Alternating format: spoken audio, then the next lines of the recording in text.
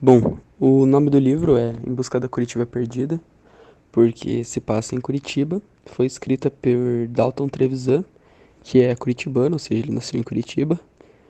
E o livro foi publicado em 1992 e é uma coletânea de vários contos, 23 contos, que se passam todos em Curitiba. O primeiro se chama Em Busca da Curitiba Perdida, onde o autor fala sobre como ele vive em uma Curitiba diferente da que as outras pessoas veem, que tipo, ele vê de maneira mais otimista e saudosista, conforme alguns pontos da cidade, como ele bem destaca, o relógio da Praça Osório. O segundo conto se chama Pensão Nápoles e conta a história de Chico, um homem que sempre quis se mudar da cidade, no caso Curitiba, porque é um livro que fala sobre Curitiba, e ele sempre quis mudar de cidade. Só que ele sempre propunha para sua noiva atual que para mudar de cidade. Só que as noivas dele nunca aceitavam. Então, consequentemente, ele acabava trocando de noiva, trocando de pensão onde ele morava, trocando de escritório, mas nunca trocando de cidade. E o que aconteceu foi que ele morou em todas as pensões da cidade, teve diversas noivas, diversos trabalhos, mas ele nunca saiu da cidade. Então, no fim de sua vida, ele pega tifo e depois pneumonia e morre doente e sozinho.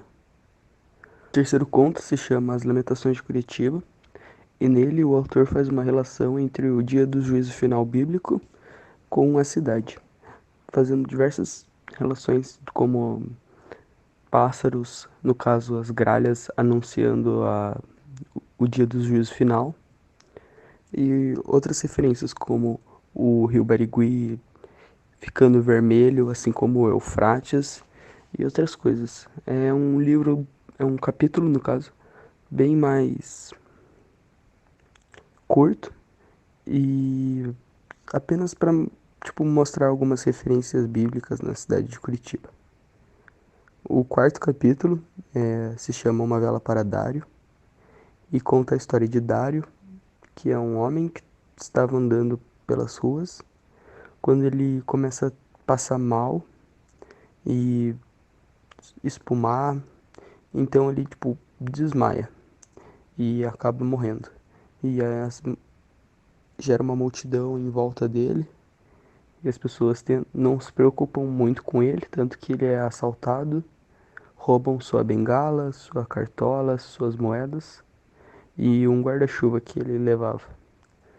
Mais pra frente as pessoas começam a se portar um pouco mais com ele e tentam botá-lo num táxi, porém o dinheiro não dá pra pagar o táxi e ele acaba sendo deixado morto no meio da rua mesmo, na chuva. E esse é o fim do capítulo. Embalada do Vampiro fala dos desejos de um rapaz frente às moças de Curitiba e a rejeição de que ele recebe de muitas dessas moças. Em Cemitério de Elefantes fala-se sobre a vida de pobres que levanta quando a fome aperta e vão ao manguê em busca de caranguejos onde cada um come o que pesca e respeita o espaço do outro até que essa vá embora. Dá ruivos, ó porta, grita o rio Belém. Fala da vida dos moradores de Curitiba, a beleza de uma mocinha que caminha na rua, as criadas que buscam o pão, uma freira carregando um jornal com notícias que aterroriza, o menino no sinal, dois velhinhos e casais que discutem e um mata o outro. Em Duas Rainhas, a história de duas irmãs gordas, filhas de pais gordos, uma se casa e o marido ao decorrer do tempo vê o casamento esgotado. Tem vergonha da mulher obesa que finge regimes e por fim acaba na janela com a irmã a se deliciar com guloseimas. O senhor meu marido narra o casamento entre João e Maria. O João era um garçom e trabalhava muito duro para mimar sua esposa. Ela, em compensação, traía ele constantemente, trocando seu amante de tempos em tempos. Eles trocavam de casas toda vez que ele descobria que ela traía ele. O João era muito, mas muito manso. Ele Ele aceitava as traições e até que um dia ela pega e foge com um desses amantes, deixando uma carta dizendo que um dia ela voltaria para buscar suas filhas, que as filhas não eram dele, mas então passa-se um tempo e ela liga para ele pedindo ajuda, porque ela estava toda machucada e com fome. Ele ajuda ela, ela fica melhor, sara rápido. Então, um dia ele chega em casa e descobre que ela continua traindo ele mesmo depois de tudo que aconteceu. Então ele se muda com as filhas para uma casa. Em Canção de Exílio, o narrador revela que quer sair de Curitiba e que ele quer morrer em outra cidade. E que ele vive criticando os hábitos daqui, ele tem medo de vampiros e ele critica poeta e escritor sem originalidade. Escrevendo as mesmas coisas sempre, falando das mesmas coisas sobre os mesmos Joões e Marias. Quem tem medo de vampiro? Com a linguagem um pouco bastante difícil, que faz o autor se perca. Eles são baseados num lado mais sombrio e profundo do ser humano, trazendo dramas como crimes cometidos, dores de perda, amores e por aí vai. E dá para interpretar os contos como se fosse tipo um pesadelo que ocorre na vida real. Como se os personagens estivessem vivendo um pesadelo, cada um passa de uma forma diferente. Tipo, cada um é um pecado diferente. Em Clínica de Repouso temos a história da dona Candinha, que a pedido da filha permite que o João vá morar na casa dela, como hóspede da família. A filha namorava João e o rapaz estava em um relacionamento desagradável com Candinha. Foi até que ela exigiu que ele fosse embora. A filha, como resposta, colocou a mãe em um manicômio. Ficou sem poder reclamar e sem fazer nada. E ela sempre se alimentava de biscoitos. A cartinha ao velho poeta é mais uma crítica e, tipo, ela critica a farsa da literatura dos poetas. Então, tipo assim, os poetas seguem os padrões, mas eles não têm nada de arte. Tipo, não colocam a alma na poesia. A Noites de Curitiba fala de Serginho, que é um cara, tipo, baladeiro, que começa a gostar de uma bailarina, a Marina. Aí juntos eles ficam nesse romance, mas aí ele se cansa e vai achar outra mulher. Aí essa Marina continua afim dele. Aí depois ele acha uma amante e viaja pro Rio de Janeiro. E daí a menina dá um carro pra ele e ele viaja com a amante nesse carro que ela deu.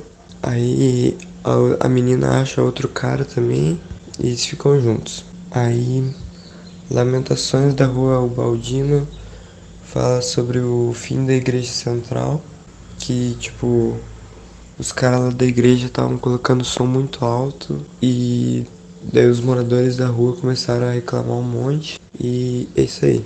E a faca no coração fala sobre João, que era casado com a Maria, aí ele foi abandonado por ela. Aí ele fala que o amor é uma faca no coração. Aí ele vive todo depressivinho lá e depois de um tempo ele acha uma, uma viúva que chama a atenção dele e ele fica com essa viúva. Capítulo 17. Traz diversas críticas aos escritores e pensadores da época, tais como críticas às ideias copiadas e a ambição de tais. Capítulo 18. Fala sobre Serginho, um galã da noite que se encanta por uma bailarina, mas a troca por outra mulher e só depois percebe que ela, na verdade, era a mulher da vida dele. Capítulo 19. Fala do fim da Igreja Central, dos irmãos canobitas e dos moradores de rua com sua música. Capítulo 20. Conta a história de João, que foi abandonado por sua esposa e filhas, e que depois de muito sofrer, resolve procurar um novo amor, se apaixonando por uma viúva.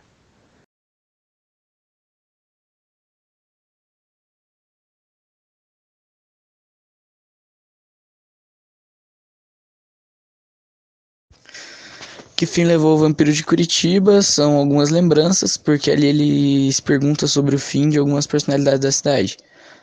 Assim como as cafetinas, a garçonete Banguela do Café Avenida, o Candinho do Cabelo Fulgurante e Brilhantina, Carlinhos e João Banana, o Bordão Encantado das Normalistas, a Nélcia, as loirinhas gorduchas do Bar Palmital e etc. Assim como vários outros. Cinco Haikais conta a história de uma velha que ouviu os xingamentos de João dá graças por ele estar vivo. O velho que bate na mulher, um homem com catarata, um velhote com amnésia e uma velha pensando em iniciar a vida. São 5 poemas curtos e 5 piadas que ele faz ali. E por fim, Curitiba Revistada, ele fala sobre a farsa presente na cidade, que é maquiada para se passar como um lugar maravilhoso, bonito, mas na verdade a origem foi perdida ali no meio do caminho e ela se torna uma cidade desconhecida ali por ele.